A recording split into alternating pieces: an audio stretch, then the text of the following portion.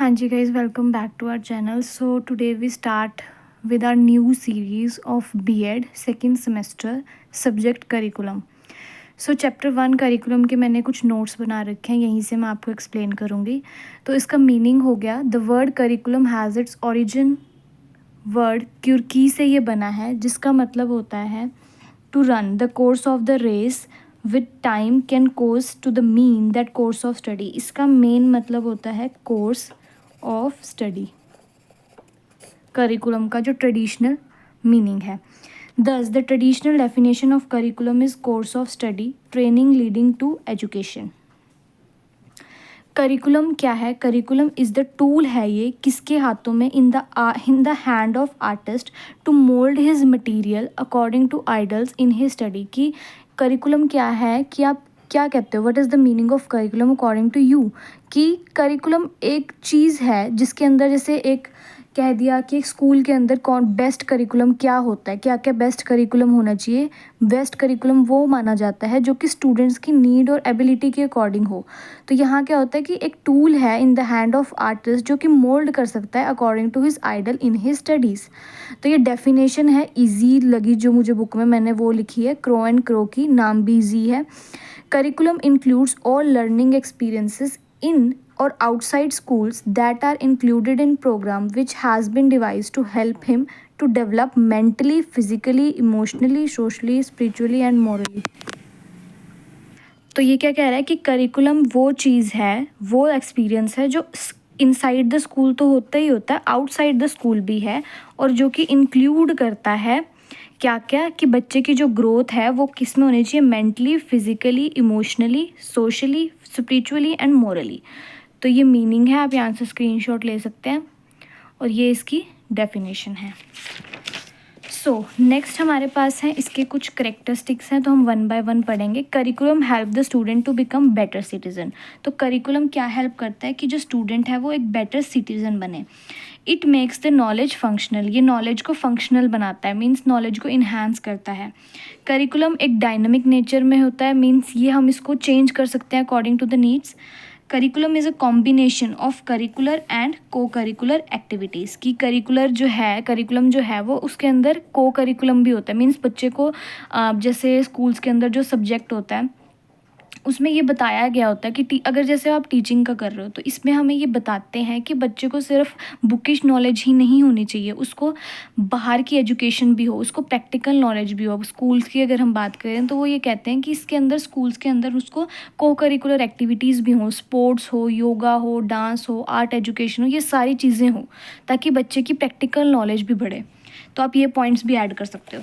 तो पहला हमने पढ़ा बिकम सिटीजन होना चाहिए, फंक्शनल नॉलेज है हमारे पास, डायनेमिक नेचर है क्योंकि हम फ्लेक्सिबल भी, आप इसमें एक और ऐड कर सकते हो कि फ्लेक्सिबिलिटी इन नेचर होनी चाहिए, फ्लेक्सिबल होना चाहिए नेचर में. So fifth point, curriculum helps to acquire relevant scientific information. Curriculum is consider as total learning environment. Curriculum provides first hand experiences. तो ये क्या है, सारे पॉइंट्स हैं, आप यहाँ से स्क्रीनशॉट मार सकते हो, और इसमें आप और भी चीज़ें ऐड कर सकते हो कि फ्लेक्सिबल नेचर का होता है, बेटर सिटीज़न होती है. और एक बात याद रखना कि जब कोई चीज़ हमारे पास आती है ना कि पढ़ाई से रिलेटेड है, तो वहाँ पे हम एक चीज़ ऐड करते हैं जो हर पॉइंट में आप ऐड कर सकते हो कि यहाँ पे हमारे पास क्या है, इंटेलेक्चुअल एबिलिटी जो है वो इंक्रीज़ होती है बच्चे की, इंटेलेक्चुअल एक्टिविटी एबिलिटी जो है वो इंक्रीज़ होती है. ठीक है, तो इसका क्राइटेरिया आ जाएगा नेक्स्ट. आप हेडिंग, यहाँ मैंने पॉइंट्स लिख रखे हैं बुक में, वो ही मैं आपको एक्सप्लेन कर रही हूँ. अगर हम बुक से पढ़ते हैं तो थोड़ा बड़ा हो जाता है और कोई बच्चे बोरिंग भी लगता है. सो ये मैंने कुछ पॉइंट्स लिखे हुए हैं, बुक से ही लिखे हुए हैं. So curriculum should be based on meaningful and purposeful learning. Meaningful और पर्पसफुल लर्निंग होनी चाहिए. क्राइटेरिया है कि कैसी आपकी जो करिकुलम है वो कैसा होना चाहिए. दूसरा, learning style should be, student should be consider carefully. जो लर्निंग पैटर्न है, लर्निंग स्टाइल है, उसको हमें केयरफुली चूज़ करना है. मीन्स ऐसा नहीं करना कि लाइक आप इसमें एग्जांपल दे सकते हो कि मान लो मैंने कोई एक्सपेरिमेंट दिखाना है, ठीक है, एक्सपेरिमेंट मुझे दिखाना है, मेरे क्लास में एटलीस्ट 100 स्टूडेंट्स हैं. तो B.Ed में हम पढ़ेंगे, आप पढ़ोगे कि उसमें वो कहते हैं कि अगर बच्चे ज़्यादा हैं तो आप 10-10 का जो है वो ग्रुप लेके आप अपना एक्सपेरिमेंट समझाओ. ठीक है, 10-10 का आप लो, 10 बच्चे, तो ऐसे तो मुझे 10 दिन लग जाएंगे। ठीक है, तो इससे क्या होगा, मेरा सिलेबस भी पूरा नहीं होगा। तो हमें ऐसी ही चीज़ को अपने मतलब ऐसी ही चीज़ को विजुअलाइज़ करना है, ऐसे अपने टीचिंग एड्स यूज़ करने हैं जिससे हमें प्रॉपर बच्चे को समझा भी सकें और उन्हें भी समझ आए और हमारा टाइम भी वेस्ट ना हो। ठीक है, तो करिकुलम ऐसा होना चाहिए। Third point, while selecting and implementing innovative ideas teaching style of teacher should be consider. Teaching style, जो भी मैं आपको बात कर चुकी हूँ टीचिंग एड की, कि वो जो है वो भी हमें कंसीडर करने हैं। ये एक प्लेटफॉर्म प्रोवाइड करता है। It must provide a platform for the development of skill and attitude for and interest among the student. ये प्लेटफॉर्म प्रोवाइड करता है। दूसरा, ये मल्टीमीडिया सिस्टम है। Interesting learning experiences should made available for students and it should be flexible enough to meet individual people needs. कि flexible होता है जिससे कि इंडिविजुअल और इंडिविजुअल की नीड्स, इंडिविजुअल या प्यूपिल स्टूडेंट को ही बोला गया है कि उसकी नीड्स जो है वो फुलफिल होती हैं।